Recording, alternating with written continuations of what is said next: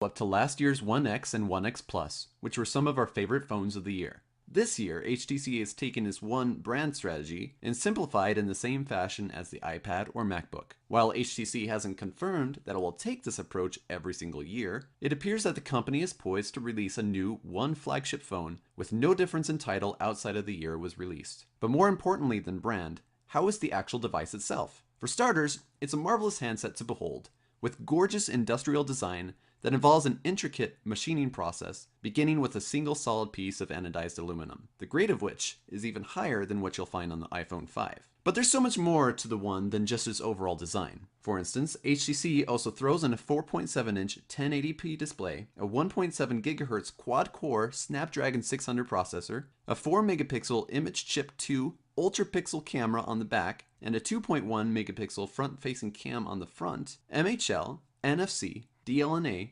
dual-band Wi-Fi with AC support, Bluetooth 4, 2 gigs of RAM, an infrared blaster, a 2300 mAh battery, your choice of 32 or 64 gigs, and plenty of other top-of-the-line specs. The One follows the pyramid design strategy that we've seen on the Windows Phone 8X and the Butterfly. This process stacks the largest components up front in a pyramid fashion, which allows the phone to be thinner and offer a sleek and natural curve in the back that makes it easy to hold in our hands. As we mentioned earlier, the entire phone was crafted out of a single block of aluminum, with polycarbonate injected into the edges and 2 major strips on the back. It looks elegant and classy, and it also makes us a little less worried about its durability if we were to drop it. The display is covered with Gorilla Glass 2, and 1080p movies on that display look absolutely phenomenal. Also up front, you'll notice a set of boom sound speakers both on top and bottom. These speakers are set up for a solid stereo experience while you're watching movies or even just listening to music or taking calls on loudspeaker. They're capable of blasting Beats audio, which results in a much fuller sound than anything we've heard on a smartphone yet. The power button on top doubles as an infrared receiver and transmitter, so you can use the One as a remote. Additionally, the micro USB port on the bottom can be used for MHL, so you can hook your phone up to any HD TV and watch movies straight from the device. Another huge change on the One is the way that it handles its imaging. HTC has come up with what it's calling an ultra-pixel sensor, which basically means each pixel is much larger than the standard phone camera, which thus is capable of taking in more light. In order to do this, HTC needed to drop the resolution down to 4 megapixels, which means that when you zoom in on a picture, you have less pixels and, well, fewer details. Daylight images still look very crisp when you view them at regular size though. The One also features optical image stabilization and a lower aperture than most cameras. As you can imagine, this makes low light shots look absolutely stunning because they're able to grab so much errant light. The HTC One is now our go-to device anytime we need to take the best possible pictures from a smartphone. The One can also take 1080p video, and you can record it using HDR as well if you prefer. But one of the most interesting parts of what the camera can do is Zoe. Short for zoetrope, this lets you take several burst shots and a 3-second 1080p video at the same time. And the One puts it all together into a cool little 3-second clip that's viewable on your phone.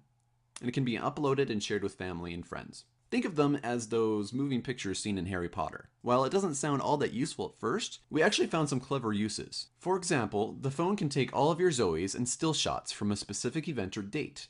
Let's say a Disneyland vacation, and does some slick professional style editing and slaps together a 30-second clip with your shots synced to music. Once that's done, you can upload them to YouTube or a special URL that you can hand out to whomever you'd like. Second, there's a feature called the Zoe Share, which lets you take up to 10 shots and put them together as a collage, again on a special URL. The HTC One comes with Android 4.1, but you may not be able to tell right away because HTC adds its custom skin to it called Sense 5. The biggest added feature to Sense 5 is Blink Feed, which looks like a combination of Flipboard and Windows Phone Live tiles. In Blink Feed, you see a series of windows of different sizes, each one representing a social media status update or a website post. You can scroll through them as a means to catch up on any news you missed while you've been away from your phone. You can choose which feeds you want. For example, tons of sites are featured, one of which is Engadget, and there's also support for Twitter, Facebook, and many other services. You can't do emails or notifications yet, but in the future an SDK will be provided